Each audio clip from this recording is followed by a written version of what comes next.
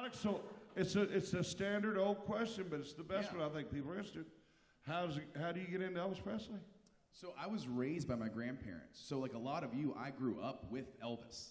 So to me, it's no different. And then I was probably in 5th grade, and they took me to Legends in Concert in Myrtle Beach, and I saw Ryan Pelton. And I learned 2 things about myself that day. No.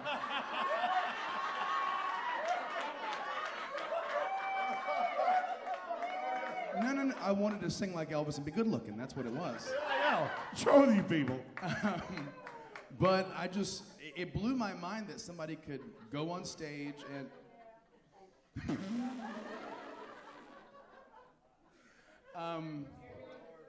You know, the podcast would be put a microphone backstage when we're talking. Oh, man. But no, it blew my mind that somebody can actually, this was a job.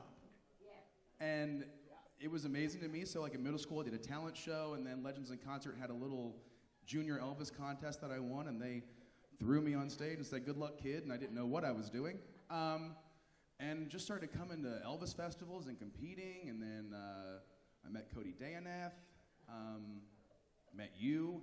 I mean, I met you 2-3 years ago at Summerfest, and you were like, "You should come to Helen." Yeah. I'm like, people, just like you said, people bug the hell out of you to get me here. And I always said, this is called Jeff Lewis and Friends. So when I'm one of Jeff Lewis's friends, we'll be here. It happened naturally, and here we are. Yeah. And thank you so much. But it's just a blast. You can't even call this a job. It's absolutely insane. We get to have so much fun and just hang out. You just know, what is it, when Harry met Sally, you know about a good melon, you know when something's just going to work, you know? And he's a good melon. And hey, you're a melon. And... Looks great on you, though. I tell you. And you were telling me he was in line to watch Love Me Tender. You were telling me that story. This is how far, and he got Alex. And where's the little girl? There she is right there. This young, what's your name, dear? Dayla. We were over there watching her. She knew every word to every song, way more than we know. She knows she was just sitting there singing. That's the span this goes. Elvis is going to be here long after us, and it's going to be wonderful. I got to meet Dayla in the tavern. I bet. And I mentioned... She's a drinker. She really is. And I mentioned to her, you knew all the Elvis songs. She's like, yeah, but I don't really like 70s. You will, honey, you will. You'll get there. Superfly Elvis, baby. And so you had a television and kind of have a television and radio career. Tell us about that. Yeah, so Myrtle Beach is a tourist trap/town. So they have a TV station called Grand Strand TV that plays commercials all day long. So I'm the guy on that channel in your hotel room that says, up next we're going to the heart of Myrtle Beach, blah, blah, blah, blah, blah. And what's funny is, and I think Tom might understand this, everything you see on there, those packages were filmed 5 or 6 years ago. So I forget they exist. So I'm in the airport, on my phone, and all of a sudden the TV's up there and I hear my voice and I'm like, Jesus. And I hope your dad knows how far I need to tell you all that story. I will. It's great. But people will literally, I can feel them look at me and then look up, look at me, and I'm like, yeah. That's like when Brad Pitt, and they looked at me and they looked at Brad Pitt. No. So, my mom is an interesting person. Y'all may have seen the hashtag Another Magic Classic. By the way, if you've requested to be my friend on Facebook, shoot me a message. Go, you met me at this so I know who you are. I get, Mama Melons. I'm thinking, I don't think she's real. Anyway. She is. So, Mom, Jeannie came to see me a couple weeks ago, and she was kind enough to give Mom a ride to the dentist because I had to go do something else. Well, Jeannie gets a tooth infection. That's just horrible, right? She's teeth on. I was telling Mom about it. Dad's recliner here. Mom's here. I'm on the couch. And I said, man, I feel bad for Jeannie. She got toothache. Mom goes, well, it's probably because she took me to the dentist.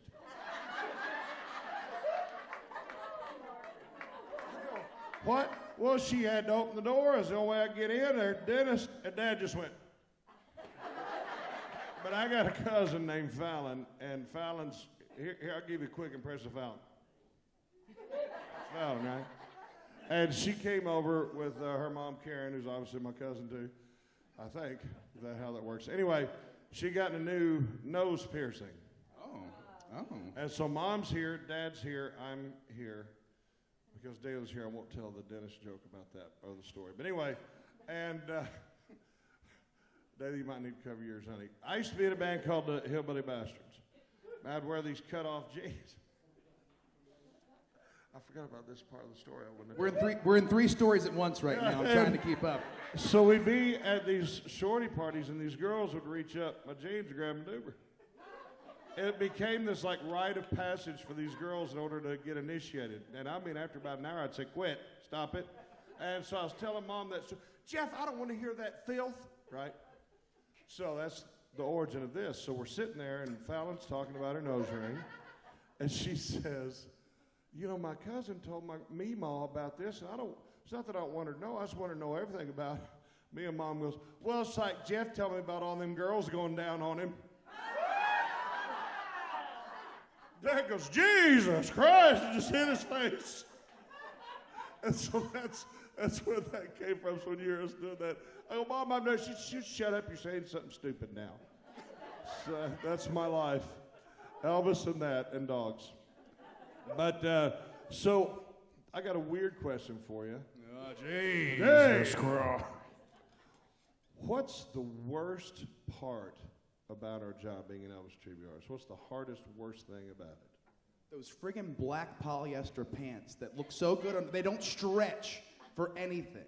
No, I mean, I can't really pick I'm to the point where I hate to travel. Yeah.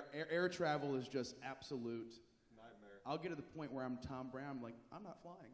So I won't see you there. That's right. And the wigs, the makeup.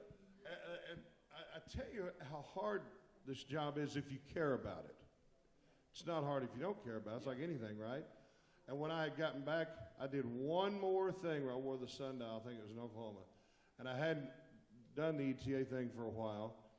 I thought, well, I'm in my hometown, so I'll do this Elvis vision. And I walked out, and I'm up there, and everything, I was like, oh, crap, where do I put the mic stand? What do I do with my fingers again? What was his pose? And that's how. And so if you watch these guys closely, especially the Aloha, watch their feet and then go watch Elvis. They're doing the exact same thing. That's how much they care about this. And so I'm glad, and I'll take all the credit for the success of this festival. I'll be glad to take anything you want. But I owe it to the team. I mean, these guys are fantastic. I got gold to work with, and I love it. Well, Alex, I'm going to shut up. All right. I'm going to let you sing. Thank you. I'm going to sit over there and drink water. Just do a couple songs. I got a softball game to watch here in a bit. Sounds okay? good. Thank you. It's been nice to learn a little more about you, Jeff. You too. Jeff Lewis, everybody. Let's hear it for Jeff. I love you, too. I love you, too.